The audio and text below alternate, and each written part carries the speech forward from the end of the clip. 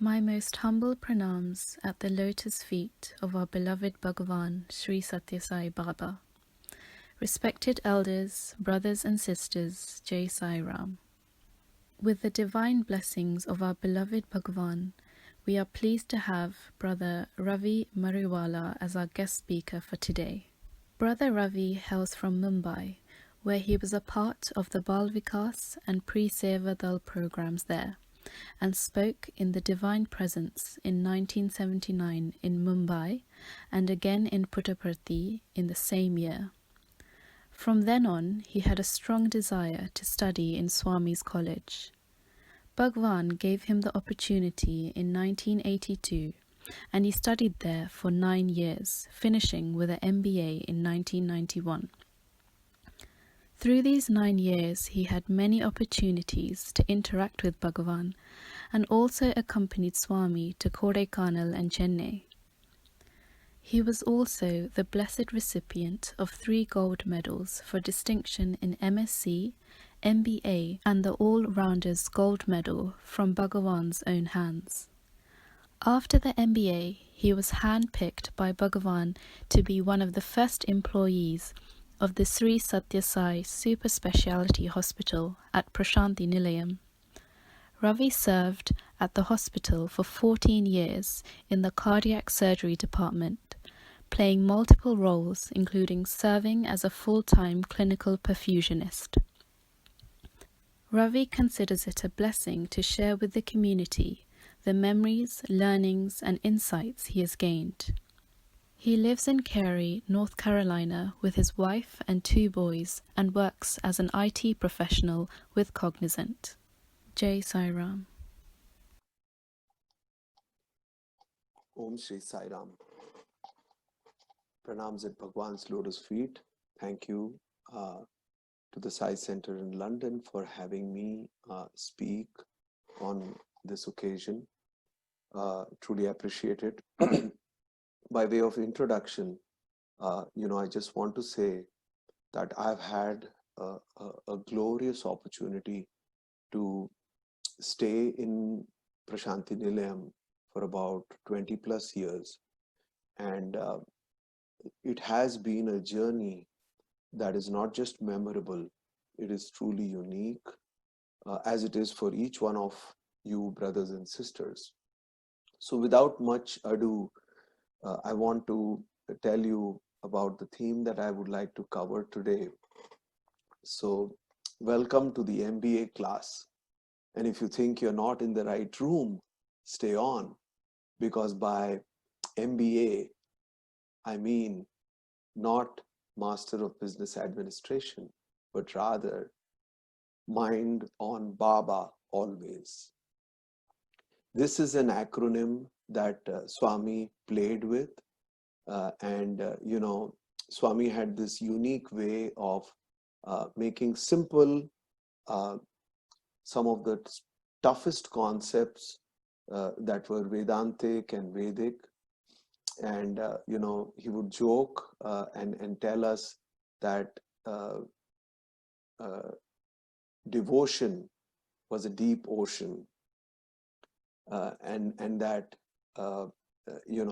parents were meant to remind us that we had to pay our rent or our debt of gratitude to our parents. Diamond, as all of you know, was his way of describing die mind, meaning kill the mind and then you will approach divinity.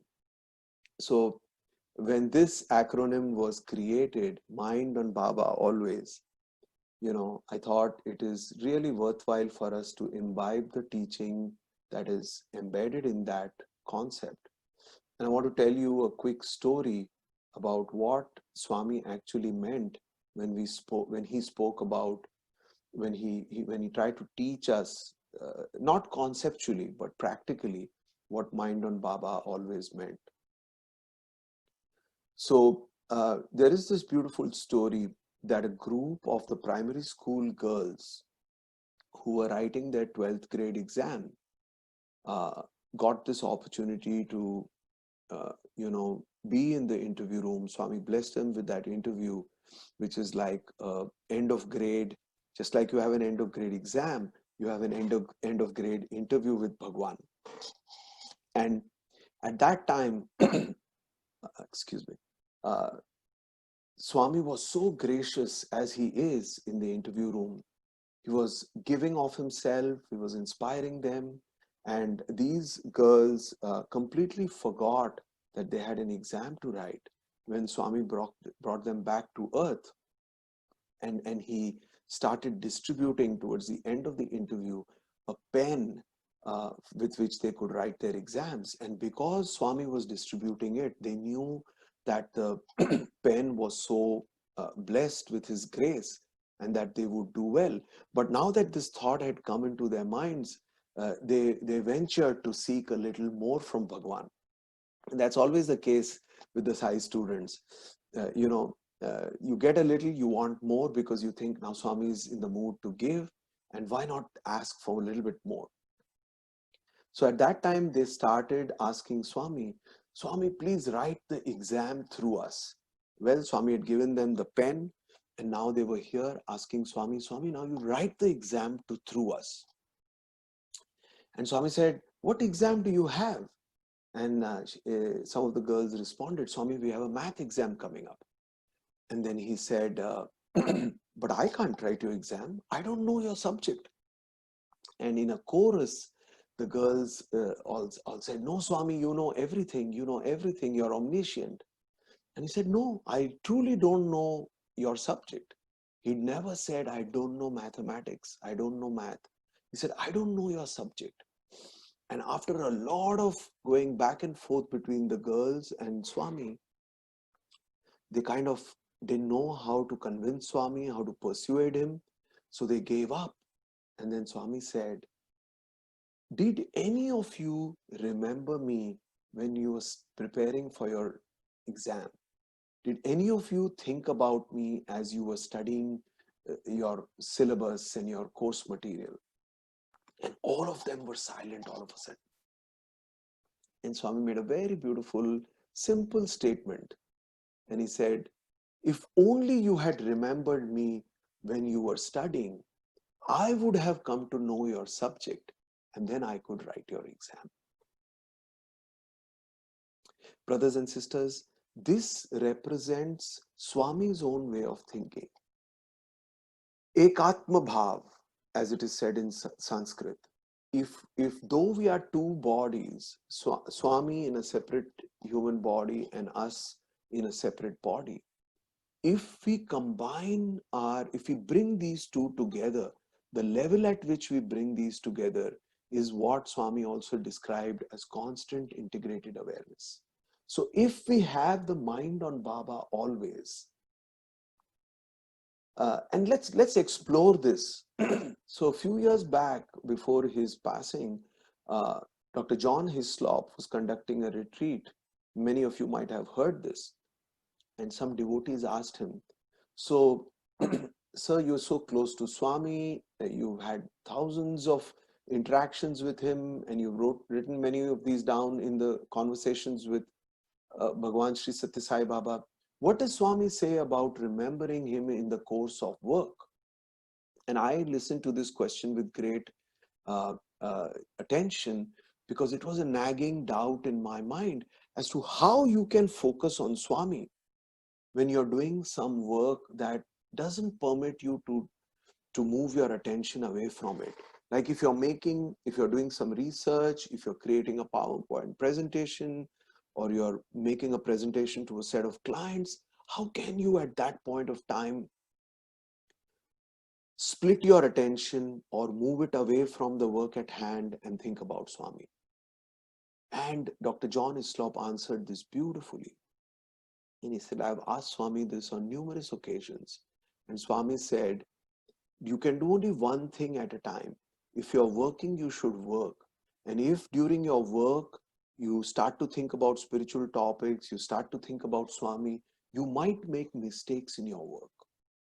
So then, how do we reconcile what Swami has said in terms of mind on Baba always, and giving adequate attention so that we can excel in the work that we are we are doing for a living. It could be seva. How do we continue to do that work well? And the answer is in what Sri Krishna actually conveyed to Arjuna, which is that offer those actions to me. What Swami meant when he told the primary school girls who were writing their 12th grade exam was that offer it to me. Be in sync with Swami and know that you are doing this work as an instrument of Swami. Keep that awareness at some level in your consciousness. Don't ever lose that awareness that you are doing this and you're offering those actions to Swami. And all of you know that famous story where Lord Vishnu humbled the sage Narada. Narada kept saying, the singing saint Narada, who prided himself as being the greatest devotee of Lord Narayana, uh, Lord Narayana sends him to the field where he sees a farmer. And this farmer is busy tilling the ground, plowing it, threshing the crops, storing them. And he doesn't seem to be singing the name of Lord Narayana.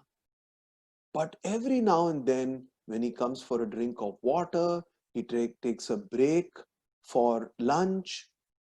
And when he does that, he offers the food to Narayana and he says, "Thank you, Lord Narayana, for giving me this food to sustain me so that I can plow my fields, I can sow my crops, and so on and so forth."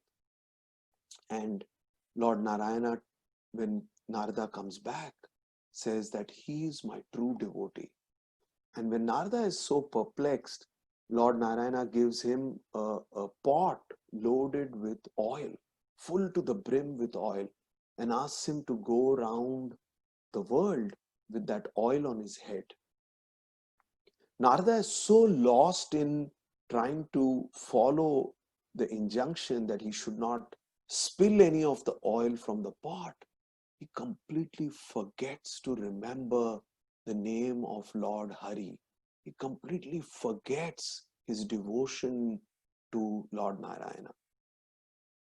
So, what Swami expects from us when he says, mind on Baba always, is that remember that you are positioned in life, your situation in life is what I have ordained for you. Work as my instrument. And not only will you work differently, you will work better, but you will work in a detached manner. Now, we have to explore, can we really do that? Can I work for Swami and complete my work on a daily basis as a professional working in healthcare, IT, and consulting? Can I make customer presentations as a devotee of Swami, keeping in mind that I'm Swami's instrument? Absolutely. And if you have any doubt, think of the flip side, the complete extreme example of how none other than our respected uh, sister, Phyllis Crystal, brought Swami into her consciousness so deeply when she was in that plane where the hijackers had taken the plane over and had, uh, you know, uh, bombs and other devices, explosive devices attached to their belt and worn over their body.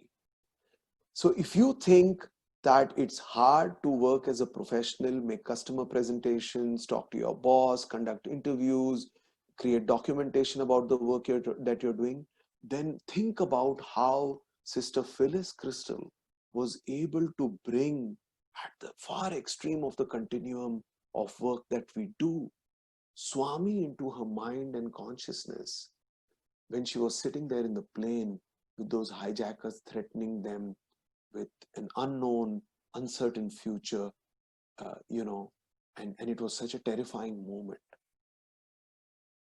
So I really wanted to share this with you because it's not like I discovered this answer a long back, but as I thought about bringing Swami more and more into my life, mind on Baba always seemed like an easier analog of the term constant integrated awareness. And as we work towards achieving that constant integrated awareness, we can start by taking baby steps and turning our attention to Swami, offering our attention to Swami. So once when we were in the interview room, my mother happened to ask Swami, uh, uh, Swami asked her actually, "Ma, kya sadhana karta hai? What sadhana do you do?" And my mother was very humble. She said, "Swami, I am a Balvika's teacher. I go for bhajans and I work in the slums in Mumbai. I teach the children how to be clean and English education and all of that." And Swami said, "Not that. I'm asking you what sadhana you do." And see, the way Swami asks a question itself is a pointer as to what his expectations are. And then Swami told her, when you're cutting vegetables, when you're folding the clothes, when you're washing the dishes, you can think of Swami and you can think that I'm cutting the vegetables for Swami. I'm washing the vessels for Swami. I'm folding the clothes for Swami. And I've always found this to be so true that Swami did not take up spiritual activities, but whatever Swami did, whatever Swami touched, through his touch, through his involvement, through his presence, he sanctified those activities. And so Swami brought the spirit of divinity into the world. And that's what he's asking us to do if we try to follow this uh, beautiful blessing that he has given us through this acronym MBA, or Mind on Baba Always. So as we think about this at a conceptual level, let's not forget that Mind on Baba Always, where is it actually going to lead us? We can reduce a lofty ideal, an inspiring idea to an acronym, but we should not forget that for us to feel the stirring of love in our heart, to feel that intensity, to feel that longing for Swami, Mind on Baba Always will help us in that direction. It will help us build that intensity. Because even if our mind is not on Baba Always, how can we have that yearning for him? How can we have that deep longing for Sai? And this is all the more important because Swami has empowered us with so much literature, material, personal experiences, dreams. And if we put our mind on Baba always, then we can think of developing that yearning, that longing for him. And what is it that will do to us? I want to spend a moment on that. Why mind on Baba always? Why constant integrated awareness? Why are we trying to further and deepen our yearning for Swami? And to me, when I look back at my student days, one thing stands out is that we as students, we came into Swami's fold, into Swami's college with all kinds of different ideas, different family backgrounds. We came from different cities. We were studying different courses. But one thing happened to all of us students in a uniform way. And that is that we forgot our backgrounds. We forgot what courses we were doing. We forgot our inheritance. We forgot where we hailed from, where we were going to go and settle down. And we became thoroughly inspired by Swami. We were so hooked to Bhagwan. Bhagwan was our hero. And I'm telling you this because Mind on Baba always is something for us today. But at that time, that magnet that Bhagwan was, he took our wayward minds, he took our restless minds, he took our unprepared minds, and he pulled them through his magnetism. We never had to think conceptually of Mind on Baba always. Through the day in the hostel, our mind was, and in the college, our mind was in Baba. And of course, there were a lot of physical aids. In jest, I will tell you in passing, many a time when I was doing my course in the college, we would look out of the window and we would see the red Benz passing the road. After all, Puttaparthi had only a single street. We would see Swami's Benz car, Swami in the Benz passing, going to visit Sai Gita, the Gokulam, or making a round to bless devotees. So literally, Swami enabled us to put the mind on Baba always. I remember once when I was much younger in the year 1984, the rest of the boys were writing the longer 3-hour duration exams. But I happened to be writing a 1.5-hour exam, which was an awareness course. So I had been placed in a classroom on the ground floor. And after an hour and a half, I came out. On that particular day, I wasn't clean shaven because of this exam pressure that I had. And I opened the door and I came out. And I was shell shocked, pleasantly surprised, of course. But I saw Swami standing 2 or 3 feet away from the door. And I immediately folded my hands. And Swami looked me up and down and said, Emra, emaindi, em chestunnava ikkada? What are you doing here? And I said, Swami, exam rastunanu. I'm writing my exam. And he said, Em exam aipoyinda? And I didn't know Telugu, but it was so aspirational for me to talk to Swami in Telugu, though it was completely wrong Telugu that I responded to him with. I said, Swami, aipoyinda. I just repeated. I knew what he's asking. He was asking, is your exam over? But he was asking Aipenda as a question. And I responded to him. I should have said, Avunu Swami, exam aipoindi. The exam is over. But instead I responded to him using the same word that I had, latched onto. And Swami smiled at me and, he never corrected us because he saw that it's all okay. There was alignment. And that is where I want to end this talk, brothers and sisters. Why mind on Baba always? Why constant integrated awareness? Why do we need to build up that intensity that we all know is the climax of our spiritual journey? The reason is that lies in this particular statement of Swami. Swami often said, duty without love is deplorable. Duty with love is desirable. Let's take a pause over there. You see sometimes that somebody is performing a duty, conducting himself, going about his activities, but without his heart in it, without any love. Can you imagine a nurse in a hospital or an emergency room technician treating a patient but doing it in a callous way? It's not acceptable. It shows the patient, the family can figure out that this person does not have his heart in it. The next level, duty with love is desirable. It's desirable and it's not uncommon. In fact, it is expected. All of us expect to be doing our duty with some amount of passion, some amount of commitment.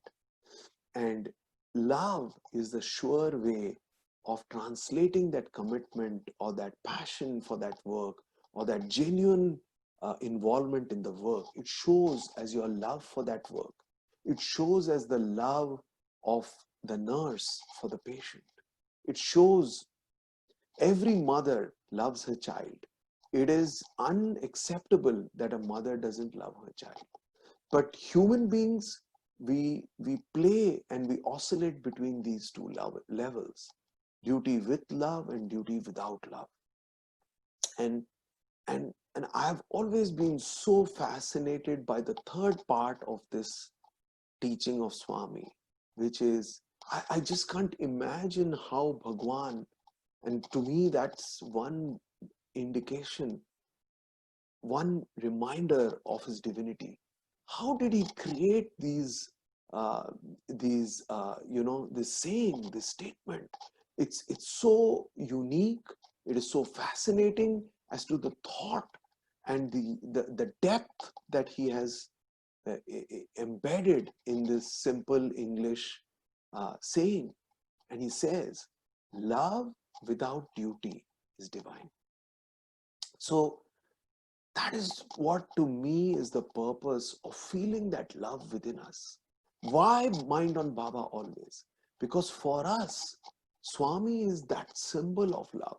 When we remember him frequently, when we take up action as an instrument of Swami, there are times that I go to the Sai Center, and when I'm returning from the Sai Center, it hits me that yes, I went to the Sai Center, I sang in Shruti, my song was good, I followed a lot of singers singing, but you know what?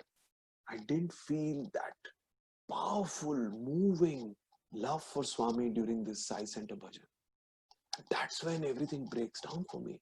And I said, oh my God, I spent these 3 hours dressing up, traveling to, participating in, and returning from the bhajan. But what did I achieve in it? So, mind on Baba always is the way to address that. Just like those primary school children, Swami was not giving them an impossible task. Swami never puts before us impossible tasks. But knowing the level of each one of us, he tries to inch us forward. He tries to move us forward. And when he was telling those primary school girls, I don't know your subject. You never thought about me when you studied math. If you had remembered Swami when you were studying math, meaning if you had just called on Swami, Swami, I'm doing this mathematics preparation for my exam, yes, but I'm doing it for you.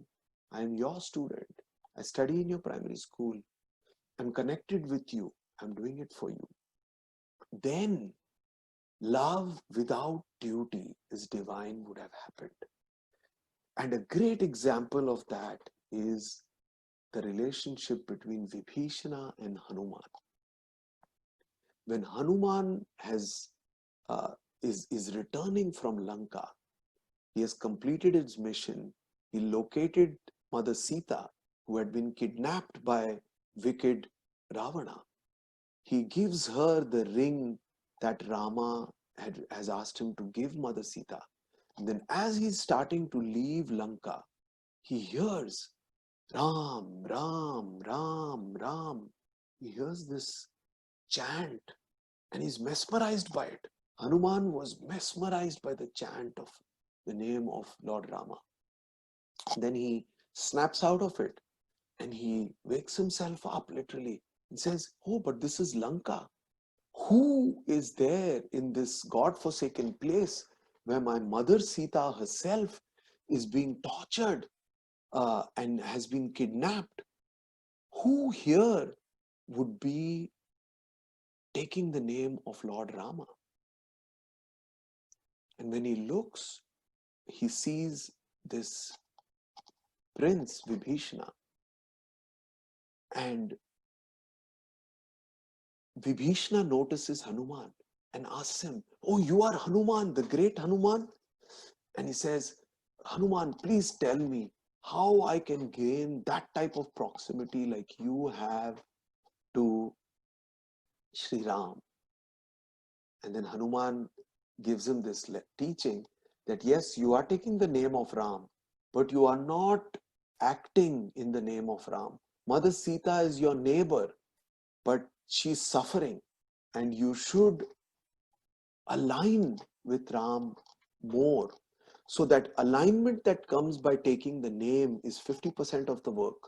But there's an alignment that can come by your doing the work of Ram.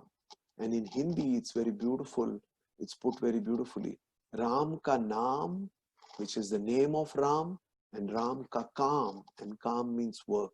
So Ram ka naam, Ram ka kaam, both of these, when they fuse, when they converge, when they come together, that's when we achieve Swami. And I want to tell you that this love without duty is divine is not just a conceptual idea. And to me, we can talk about this on some other occasion, but to me, Bhagwan's setting up of the free education and free healthcare mission, which are the two defining elements of the Sathya Sai mission, especially because I was one of the first employees of the hospital. I was blessed, I say it in all humility, I was blessed to be one of the first employees of the hospital. We were 5 students whom Swami sent to New Delhi for training. And then we came back and we helped run the hospital as his messengers, as his soldiers. And brothers and sisters, I want to conclude this by saying that love without duty is divine. To me, the symbol, the best example of love without duty is divine, is the Temple of Healing, the Sri Sathya Sai Institute of Higher Medical Sciences, both in Prashanti Nilam and in Brindavan Whitefield. Because mind on Baba always, Ekatma Bhav, or unity in our thought, with alignment with Swami, like Hanuman asked Vibhishana to have, we have to move in that direction, that to go beyond just doing our duty with love, go in the direction of emulating Swami. We are, Swami used to always say, my life is my message. And today he is saying, your lives will be my message. So, and if we are to take a leaf out of the book that is Swami's life, the temples of healing were enormous, enormous, but unadvertised, even to a large extent, unknown good of humanity is being done silently. We have to move in that direction. And I want to stop here by asking you to stay inspired. Our goal is not just to take the name of Sai, but to align with him, just like Hanuman asked Vibhishana to align with him. Let's explore what does that alignment mean for each one of us. There's no prescription for that alignment. Mind on Baba always. Ekatma Bhav. Oneness in our thinking with Swami. Alignment with the way Swami conducted his mission, lived his life.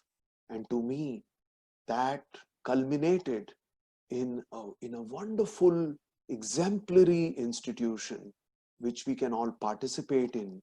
We can try to emulate in our own way. And that mind on Baba always will then lead to the culmination of love without duty is divine. Thank you very much for this opportunity to share a few thoughts with you. I hope I was able to communicate in some way, what I was inspired by when I lived at Parthi. And I am very grateful to Bhagwan for having given me a few of these experiences so that I'm able to come before all of you and share this. And I ask that all of you stay inspired, keep your mind on Baba always, and then gradually move towards, achieving. And it's not an achievement, it is becoming that love that Sai was, that divinity that Sai was, and which is nothing but love without duty is divine. Jai Sai Ram, and thank you all very much.